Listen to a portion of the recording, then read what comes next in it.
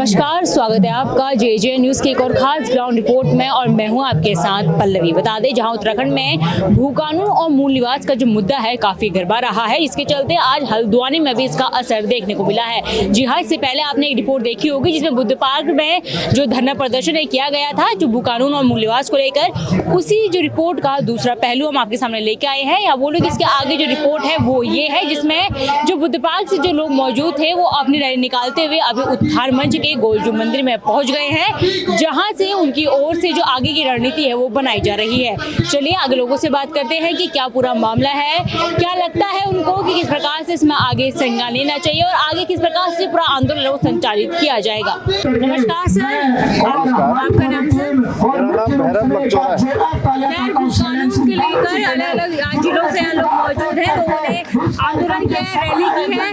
जरा बताइए कि क्या पूरा मामला है और किस प्रकार से हम इसको आगे देख रहे हैं कि आगे कहां तक जाएगा ये। देखिए, मामला यह है कि भू कानून जो है उत्तराखंड की आज आवश्यकता है और किसी भी प्रदेश के मूल निवासियों की एक सर्वप्रथम आवश्यकता है। मैं ये कहना चाह रहा हूँ, जब सारे प्रदेशों में 1950 का क्राइटेरिया है तो उत्तराखंड में 1950 का क्राइटेरिया क्यों नहीं है?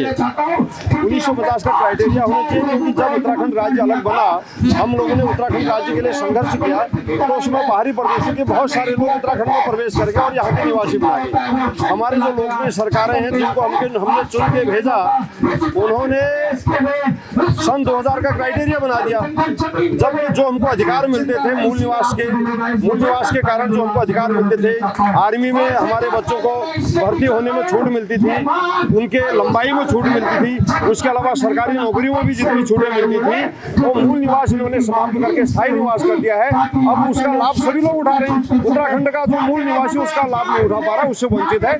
इसलिए लड़ाई बहुत जरूरी है। उत्तराखंड को मूल निवास मिलना चाहिए, ये मेरा कहना है। आप कहाँ से आए सर? मैं सल्ट से आया हूँ। अच्छा, डिस्ट्रिक्ट अल्मोड़ा के सल्ट से। अल्मोड़ा से आए हैं। इस आंदोलन के लिए खास इस रैली के लिए आए हैं आप आज? मैं बिल्कुल इस रैली के लिए आया हूँ जी। क्या लगता है कि जो इतने उग्र तरीके से भी रैली है, ये आंदोलन शुरू हो चुका है, इससे पहले देहरादून में भी इसको लेकर रैली की गई थी और अब कुमाऊं के द्वार हल्द्वानी में इसको लेकर रैली की गई है, कितना असर सरकार में पड़ेगा? इसमें उत्तराखंड के जो मूल निवासी हैं, विशेषकर जो पहाड़ी क्षेत्र के लोग हैं, उनको जागना पड़ेगा, उनको एकजुट होना पड़ेगा। और मुझे लगता है कि लोग जागरूक हो रहे हैं। जिस प्रकार माफिया, जिस प्रकार जमीनों का धंधा करने वाले लोग पहले उन्होंने शहरों को निकला, अब वो पहाड़ों को निकल रहे हैं। मैं जहाँ से आता हूँ वहाँ बहुत बड़े पैमाने पर जमीनों की खरीद फरोख्त हो रही है। हरियाणा का आदमी, पंजाब का आदमी, दिल्ली का आदमी, चंडीगढ़ का आदमी वहाँ जमीन खरीद रहा है और पहाड़ के लोग वहाँ से जा रहे हैं। पहाड़ों का पलायन हो रहा है और बाहर के लोग वहाँ आ रहे हैं क्योंकि और वहाँ के जमीनों पर कब्जा कर रहे हैं और औने पौने दाम।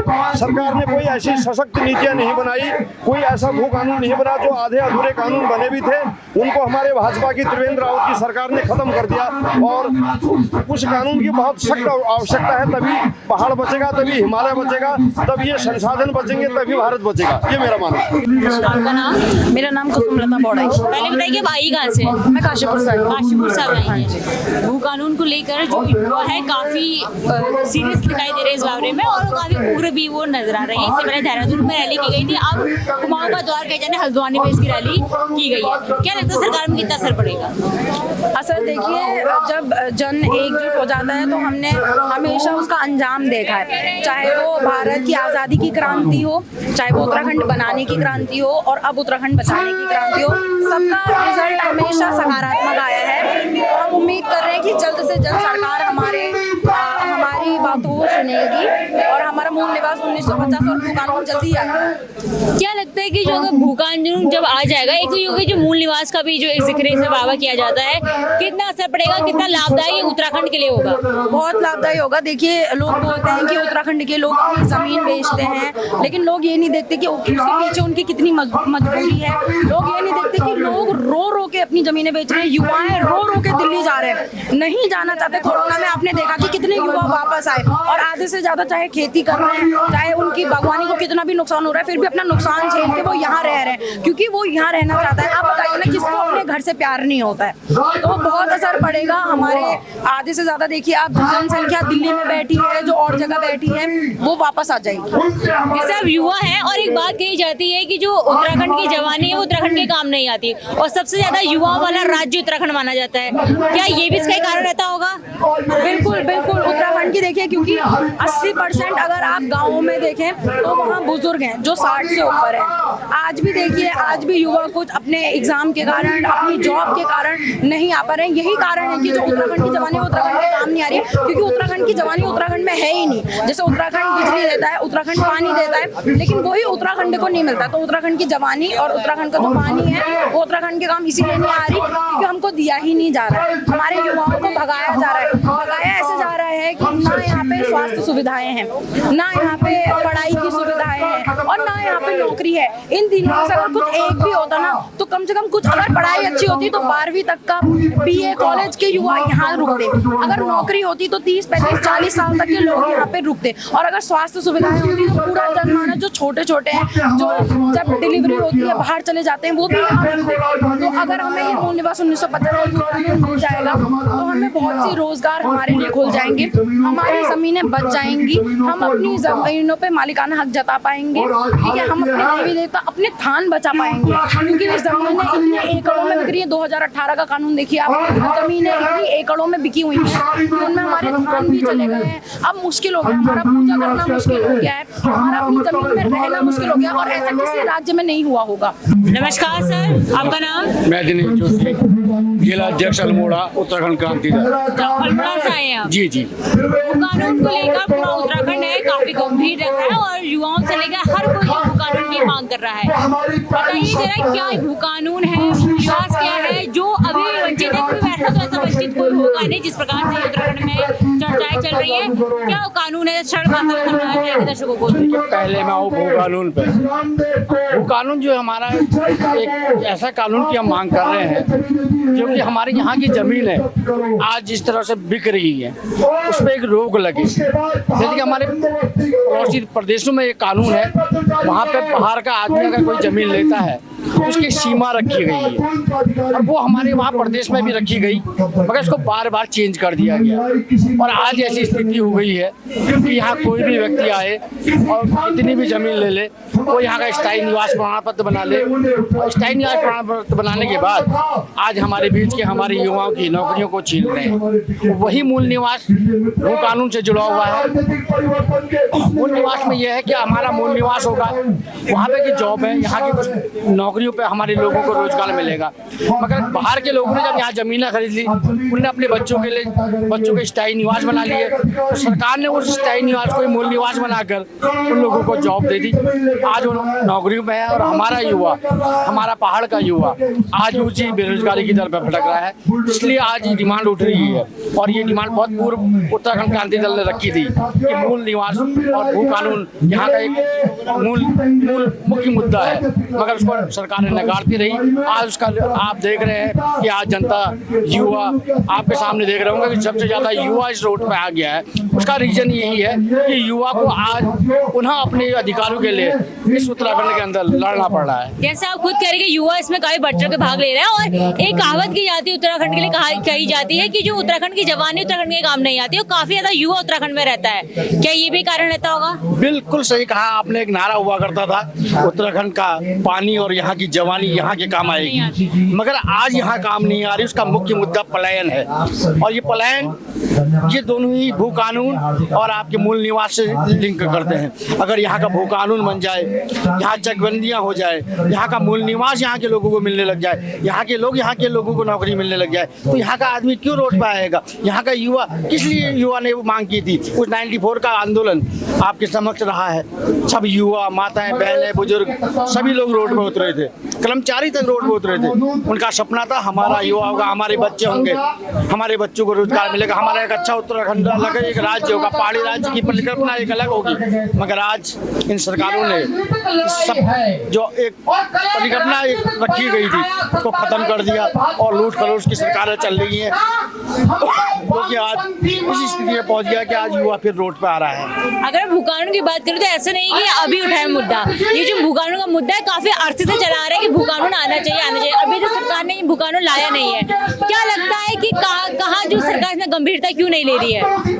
देखिए, ये मेरा जो नजरिया है, ये सरकार है चाहे कोई सी भी सरकार जो भी आई है उनको चलाने के लिए जो माफिया हैं उनको इन लोगों ने भूख भी खरीदने की उत्तराखंड में छूट दे दी है। उसका ही रीजन है कि आज भू कानून अपनी स्थिति पर आया है और भू कानून की मांग को लेकर राजनीति के चलते जी जी बिल्कुल राजनीति की ढेर चढ़ चुका है हमारा प्रदेश। जो एक समस्या एक सपना लोगों ने देखा था उस समय, वो सपना आज खत्म होने के कगार पर है। तब इसी का रीजन है कि हरिद्वार की रैली हो, मासी चौकटिया की रैली हो, बिक्याचंद की रैली हो या आज हल्द्वानी की महारैली हो, यही इसका निर्णय है कि युवा आज रोड पर आ गया है। नमस्कार सर आपका नाम? मेरा नाम पीसी तिवारी, मैं उत्तराखंड परिवर्तन पार्टी का अध्यक्ष हूँ और एडवोकेट। सर आज जो भू कानून को लेकर कभी काफी संख्या में यहाँ लोग मौजूद है, युवा जो अमूमन देखने को नजर आ रहे हैं। भू कानून का ऐसे नहीं कि अभी मुद्दा उठा है, काफी लंबे अरसे से मुद्दा उठता हुआ आ रहा है। क्या लग रहा है कहाँ कमी आ रही है जो सरकार गंभीरता नहीं दिखा रही है? देखो, हम तो पिछले राज्य बनने के बाद जमीन के सवाल को लड़ रहे हैं। आपने नैनीशार का आंदोलन सुना होगा, जहाँ पूर्व मुख्यमंत्री कांग्रेस के हरीश रावत साहब ने 353 नाली जमीन 1196 रुपये 80 पैसे वार्षिक लगान कर दी। हमने लड़ाई लड़ी और रावत जी की सरकार गई। आज दिन तक मेरी पीएल है और वो जमीन पिछले 2015 से 2008-9 में अल्मोड़ा में डांडा गार्डन में दिल्ली का एक अधिकारी एबी प्रेमनाथ, उसने जमीन पर आज तक कब्जा कर रखा है और बहुत बड़ी जमीन पर कब्जा है। स्थानीय स्तर पर मुकदमा लड़ रहा है और हमने उसकी बीटी की 100 नाली जमीन जब्त कराई, गलत लिखी। तब से वो सबकी शिकायत कर रहा है। पुलिस के अधिकारी, न्यायिक अधिकारी सबके खिलाफ काम कर रहा है। उन सबके खिलाफ कोई कार्रवाई नहीं हुई, क्योंकि वो उत्तराखंड में जो सरकारें रही हैं, वो किसी की सरकार हो, कांग्रेस की हो, बीजेपी के, उनके साथ शामिल लोग रहे, उन लोगों ने उत्तराखंड की अवधारणा से खिलवाड़ किया, गरीबों के साथ खिलवाड़ किया है। क्या लगता है कि राजनीति भारी पड़ गई राज्य में? जो राजनीति वो भारी पड़ गई राज्य में, राजनेताओं ने राजनीति को आगे रखा, राज्य को पीछे रखा, ये कह रहे हैं? बिल्कुल, उन्होंने माफियाओं से गठजोड़ किया, उन्होंने इन्वेस्टर के नाम पर हमारी जमीनों पर, उन्होंने हमारे यहाँ पर भूमि का बंदोबस्त नहीं किया, उन्होंने जमीनें लोगों को बांटी, उन्होंने हमारे सारे निर्माण पर कब्जा किया। ये लगातार प्रक्रिया है और इसके लिए जो राज करने वाली सरकारें, कांग्रेस हो, बीजेपी हो, उनका सत्ता में बैठे वो लोग, तो आज हमारे समझ में ये बात आई है तो उन सारी जमीनों को जब्त किया जाना चाहिए, त्रिवेंद्र के कानून को तुरंत रद्द किया जाना चाहिए, 371 लागू होना चाहिए। जब पूर्वोत्तर में 371 लागू हो सकता है तो हमें संरक्षण क्यों नहीं मिल सकता? हम स्थायी निवास और मूल निवास की बात कर रहे हैं। स्थायी और मूल निवास जो है तो इनसे नौकरी चाहते हैं, लेकिन नौकरियां तो खत्म हो गई है, ठेके पे नौकरियां हैं, प्राइवेटाइजेशन, तो उदारीकरण, निजीकरण की जो पूरी लड़ाई है उसके खिलाफ भी हमें खड़ा होना पड़ेगा। एक समग्र लड़ाई है, इस समग्र लड़ाई में एक नया लीडरशिप जो प्राकृतिक संसाधनों के, जनता के अधिकार को मूल अधिकार के तौर पर स्वीकार करे, जो उत्तराखंड को बर्बाद करने वाले, देश को बर्बाद करने वाली नीतियों के खिलाफत करे, जो एक नया उत्तराखंड बनाए और एक नया देश भी बनाए, उसकी लड़ाई हमको लड़नी पड़ेगी, जहां पर हम अपने सवालों के साथ जूझेंगे। अगर मैं अभी बात करूं तो अभी आगे की रणनीति तैयार की जा रही है, आंदोलन कैसे इसको चलाया जाएगा, क्या बातें सामने रखी अभी तक? हमारी पार्टी उत्तराखंड परिवर्तन पार्टी है, उसको 15 साल हो गए, 40 साल हमारे नशा नहीं रोजगार आंदोलन को हो गए। 1984 में हम लोगों ने कहा था नशा नहीं रोजगार को काम का अधिकार दो। आज काम का अधिकार मूल अधिकार है। जब आप करोड़ों अरबों रुपए के बड़े पूंजीपति को माफ कर सकते हैं तो आप रोजगार की गारंटी क्यों नहीं कर सकते? आप बेरोजगार को या तो रोजगार दीजिए योग्यता के अनुसार या उसको जो है सामान्य बेरोजगारी भत्ता दीजिए। कोई आदमी 60,000 में गुजारा करेगा और किसी के 7 लाख कम पड़ेगा। जहाँ पर आपने सारी जनता के आवाज को बंद कर दिया, लोकतांत्रिक अधिकार खत्म हो गए, कहीं पर भी आपको मीटिंग करने का आपको मौका नहीं है। हम मीडिया में रहा हूँ, मैं नेशनल सेक्रेटरी रहा हूँ, स्टेट प्रेसिडेंट रहा हूँ और उसके साथ में प्रेस मंत्री समिति का मेंबर था। हम खुद देख रहे हैं हमारे हाल क्या है, हम खुद देख रहे हैं इस बात। नीतियाँ थी क्यों नहीं बदली? कौन लोग थे जो लोगों को शराब की बोतलों में गैर और क्या कहते हैं पैसे से खरीद रहे थे, हमारे लोकतंत्र का अपहरण कर रहे थे। उस सब पे नजर रखनी पड़ेगी। बड़ी लड़ाई है ये एक दिन की लड़ाई नहीं है, ये बड़ी लड़ाई है। बड़ी लड़ाई में हम सबको लड़ना पड़ेगा। हम सब लड़ेंगे और आम जनता के लिए लड़ेंगे, गरीब के लिए लड़ेंगे, मजदूर के लिए लड़ेंगे। मैं ये कहना चाहता हूँ ये लड़ाई पहाड़ी मैदानी की नहीं है। हम थारू, बुक्सा, गरीब, मजदूर, किसान, उन सब की लड़ाई है। ऐसा आप कह रहे हैं कि लड़ाई या आंदोलन है, पर अमूमन देखा जाता है कि अगर कोई भी राज्य में आंदोलन हो, किसी भी राज्य में क्यों ना हो, उसमें राजनीतिक जो पार्टियां होती है भी रोटियां सेकने की कोशिश करती हैं, जिससे पूरा जो आंदोलन है वो अलग ही रुख पकड़ लेते हैं। कहीं इसमें भी ऐसा तो नहीं होगा? वो नीतिगत बात थी ना। नीतिगत बात ये थी कि हमारे यहाँ तृतीय और चतुर्थ श्रेणी की नौकरियां जिलों में मिलती थी, जिले के आदमी को मिलती थी। मैं ये कह रही हूं, कहीं ऐसा तो नहीं होगा जो आंदोलन है ये किसी और राजनीति की भेंट तो नहीं चढ़ जाएगा कि वो राजनीति सीख लें? वो कोशिशें सब लोग करेंगे, सब लोग कोशिश करते हैं, लेकिन अगर जनता खड़ी होती है तो उसको रोज चेक करना पड़ेगा। जैसे हम रोज मुँह धोते हैं, हमको रोज देखना पड़ेगा कि कौन सी नीति में घपला है, उसके खिलाफ लड़ना पड़ेगा, जागरूक रहना पड़ेगा। हाँ रोज, क्योंकि हम सोचे कि साहब वो आज कर दिया बाद हो गया, नहीं हो सकता। हमने छोड़ दिया इसीलिए हुआ। हमने जब राज्य की मांग की थी, हम अल्मोड़ा हम छात्र पहला उत्तराखंड बंद उत्तराखंड में हमारे उसमें हुआ था, छात्र संघ में, चिपको मूवमेंट में हुआ था। तब से लेकर आज तक हम लोगों ने कहा कि नया उत्तराखंड, नया भारत चाहिए, उनके हक चाहिए, लेकिन हमने नहीं किया। हम जाके मिल गए, हमें मौका मिला, हम सरकार में चले गए तो हम शामिल हो गए, हम भाजपा में शामिल हो गए, हम कांग्रेस में शामिल हो गए। जनता के साथ, कार्यकर्ताओं के साथ धोखा हुआ, तो इसलिए एक लोकतांत्रिक व्यवस्था में ही बदलाव हो सकता है। इसलिए हमने परिवर्तन पार्टी, हम कोई राजनीतिक तौर पर ये नहीं थे कि साहब हमको बना दो। हम तो एक विचार के लिए लड़ रहे हैं और उसको सार्थक करेंगे। और उत्तराखंड में जितने माफिया लोग हैं उनसे पहली लड़ाई हमारी है। नैनीताल में हमने लड़ाई लड़ी है, 15 से बंद है, हरीश रावत जी नहीं कर पाए। डांडाकांड में हम लड़ रहे हैं, अल्मोड़ा में क्या कहते हैं, चितई में 108 नाली हमने जमीन जब्त की है, मैणी गांव में 100 नाली जमीन जब्त की जो गलत तरीके से खरीदी गई थी। और इन सारी लड़ाइयों को हम लड़ रहे हैं, उन सबके मुकदमे हम पर चल रहे हैं, हम जेल गए हैं, डंडे खाए हैं, हमारे खिलाफ पूरे उसमें ये माफिया सरकार जांच करती रही है। क्यों?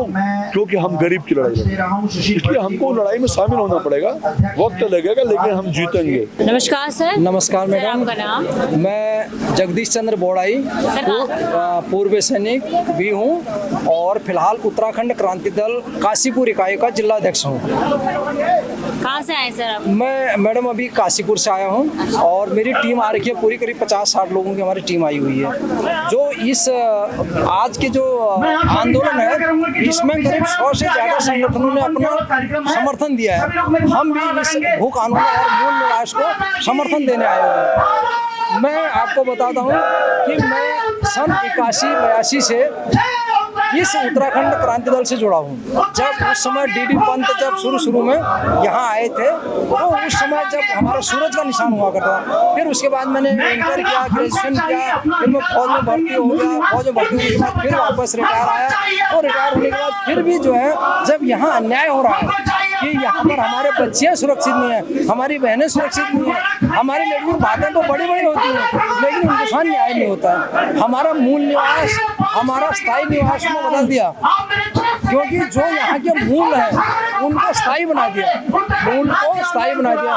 जो यहाँ के नहीं है वो यहाँ के स्थायी हो गए और जो यहाँ के हैं वो भी स्थायी रहे। तो अब उसका फायदा स्थायी में जिसको भी उन्होंने सर्टिफिकेट मांगा स्थायी में उनको फायदा हो गया, तो इससे हमको बहुत नुकसान हुआ। इसीलिए ये स्थायी निवास हो या चाहे भू कानून हो ये बहुत जरूरी है। हमारे माध्यम से कुछ कहना चाहेंगे सरकार को इसके बारे में? मैडम मैं आपके माध्यम से, आपके दर्शकों के माध्यम से सरकार को ये संकेत देना चाहता हूँ कि अगर सरकार इस रूप में भी नहीं जागती है तो हो सकता है जैसा सन 1994 में हुआ था, जो क्रांति आई थी उस समय उत्तराखंड क्रांति दल उत्तराखंड और उत्तराखंड संघर्ष मोर्चे के संयुक्त तत्वावधान में पूरे जो सारी जनता थी एकजुट होकर के पूरा एकदम चल पड़ी थी और 40 सालों में कहीं वैसी नौबत ना आ जाए। तो इसलिए सरकार अगर समय रहते जाग गई तो अच्छी बात है और हमारा सरकार से यही है अनुरोध कि समय रहते हुए उत्तराखंड के हित को देखते हुए इस पर जो है तुरंत कार्रवाई की जाए, तुरंत से तुरंत। नमस्कार सर, आपका नाम? मैं चारू तिवारी हूँ। आज जो भू कानून को लेकर जो रैली निकाली गई है, फिर आप बताइए किन बिंदुओं को लेकर जो वो है उभरे हुए हैं लोग और क्या आगे रणनीति रहेगी? पहली बात है कि जो ये आज ये जुलूस है, ये हमारा पहला प्रदर्शन नहीं है और न ये अचानक हुई बात है, बल्कि 23 सालों में उत्तराखंड को लूटने, छीलने और लूटने का जो इंतजाम सरकारों ने किया है, उसके एक स्पंदन के रूप में, उसके प्रतिक्रिया रूप में ये आंदोलन है। अभी जो हम बातचीत कर रहे हैं, हम सिर्फ तो 2 मुद्दों को लेकर यहाँ पर आए हैं। एक तो उत्तराखंड के अंदर जो 2018 में भारतीय जनता पार्टी की सरकार ने कानून लाई थी, 3 संशोधन उन्होंने कानून में किए थे और 3 भू कानून संशोधनों ने पूरे उत्तराखंड की जमीनों को लेने का इंतजाम कर दिया। तो हम सबसे पहले मांग कर रहे हैं कि उत्तराखंड में 2018 में जो भू कानूनी संशोधन हुए उनको रद्द किया जाए, क्योंकि उन कानूनों ने पूरे उत्तराखंड की तमाम जमीनों को खुर्द-बुर्द करने का काम किया। एक बात। दूसरी बात यह कि उत्तराखंड के अंदर हमारे पूरे उत्तराखंड में जो जमीनें हैं, हमारे पास खेती की जमीनें बची नहीं है, तो इसके लिए हम कह रहे हैं कि उत्तराखंड के अंदर एक बड़ी पैमाइश करके पूरा कानून लाया जाए। और दूसरा हमारा संवैधानिक अधिकार है जो 1950 का मूल निवास का है। तो मूल निवास पूरे देश के अंदर 1950 लागू है, लेकिन जब सरकार बनी, पहली सरकार बनी, तो उसने उस कानून को, उस मूल निवास को खत्म करके स्थायी निवास बनाया और उससे हमारे उत्तराखंड के तमाम हमारे युवाओं के अवसरों की कमी आई। तो हमारे तमाम लोग ये कह रहे हैं कि हमको भी उसी मूल कानून निवास को दिया जाए। अभी मोटा मोटी आपकी ओर से और रणनीति बनाई गई है, आगे कैसे संचालित होगा आंदोलन, जरा बताइए कैसे क्या रणनीति है? पहला ये है कि हमने इसके लिए बड़ा प्रारूप बनाया है, 40 पेज का दस्तावेज बनाया है, दस्तावेज सरकार को देंगे और उसके अलावा हम उत्तराखंड के गाँव शहर तक अलग अलग किस्म से जनचेतना के साथ, आंदोलन के साथ, धरने के साथ अभी विधानसभा लगेगी, उस विधानसभा के खिलाफ हम करेंगे, तो आगे बढ़ाएंगे। नमस्कार मैम, आपका नाम? काजल खत्री। आपकी ओर से आज भू कानून को लेकर रैली निकाली जा रही है युवाओं की ओर से, क्या पूरा मोटिव है ये बताइए? देखिए ऐसा है, पहले हमने राज्य की लड़ाई लड़ी थी, उत्तराखंड राज्य की लड़ाई, जहां हमारी बहुत सी महिलाओं ने सादतें दी थी, हमारी माताएं बहनों ने, और आज हमने यहाँ पे भू कानून अपने अधिकार के लिए लड़ाई लड़ी है, क्योंकि जो बाहर की सत्ता के लोग हैं, बीजेपी सरकार के लोग हैं, उन्होंने यहाँ पर हमारे युवाओं के लिए मतलब रोजगार की जो भी बेरोजगारी फैल गई है, क्योंकि यहाँ पे उन्होंने एम्स में ही देखिए अभी 800 लोगों की भर्ती करवाई है और हमारे यहाँ रोजगार जो बच्चे हमारे पढ़े लिखे हैं सब कुछ चले, उनको क्या कहते हैं कुछ भी रोजगार नहीं मिल पा रहा है, वो बेरोजगारी में फंसे हुए हैं। और हमारी जो उत्तराखंड राज्य जब बना था, हमारे उत्तराखंड राज्य को बने हुए 23 साल हो गए और 23 साल होने के बाद भी हमारा राज्य वैसा का ही वैसा है, न कोई भी इससे परिवर्तन नहीं आया, क्योंकि हमारे राज्य को हमने इसलिए बनाया था कि हम इसको एक शांतिपूर्ण अच्छा राज्य बना सके, जहां हमारी गरीबी, हमारे बच्चे बेरोजगार न रहे, हमारे बच्चों को बाहर नौकरी के लिए ना जाना पड़े। लेकिन यहाँ पे आज क्या है कि हमारे बाहर के लोगों ने यहाँ पे जमीनें खरीद ली है, बड़े बड़े रिजॉर्ट बना दिए हैं, होटल बना दिए हैं, जिससे हमारे यहाँ पे टूरिस्ट प्लेस है वो है सारी हमारे सभी खतरे में है। तो यहाँ पे हमारा जो स्वाभिमान है वो खतरे में आ गया है। आज हमारे मूल निवास, भू कानून और हमारे स्वाभिमान की लड़ाई है और इसको हम मरते दम तक लड़ेंगे, जैसे हमने राज्य लिया था और इतनी शहादतों के बाद हमने राज्य लिया था और आज भी हम शहादत देने को तैयार हैं। अगर मैं रैली का पूछूं तो जरा बताइए कि रैली कहाँ से कहाँ निकालेगी, कितनी संख्या में लोग मौजूद है अभी यहाँ? देखिए हमारे यहाँ पे 13 जनपदों से लोग आए हैं, अल्मोड़ा है, टिहरी है, गढ़वाल है, पिथौरागढ़ है, चंपावत है, आप मुरादाबाद है, सभी जगह से यहाँ पे लोग आए हुए हैं, हजारों संख्या में आए हैं यहाँ पे लोग। हमारा युवा जाग रहा है। हमारी रैली जो है बुद्ध पार्क से शुरू हुई थी और गोलजी मंदिर जो न्याय के देवता है, यहाँ पे आके हमारी रैली को खत्म किया जा रहा है। अभी हमारी जनसभा चल रही है, जनसभा में हमारी आगे की रणनीति तय की जाएगी कि हमारी रैली को कैसे कैसे हमने मोटिवेट करना है, कैसे हमने इस रैली को चलाना है और कैसे इस आंदोलन को हमने एक दिशा देनी है। तो देखा आपने इस रिपोर्ट में किस प्रकार से जो भू कानून और मूल निवास को लेकर आज जो रैली निकाली गई है, उसमें लोगों का क्या विचार है। मूल रूप से जो भू कानून और मूल निवास का जो मुद्दा है वो काफी अब गर्माता हुआ नजर आ रहा है।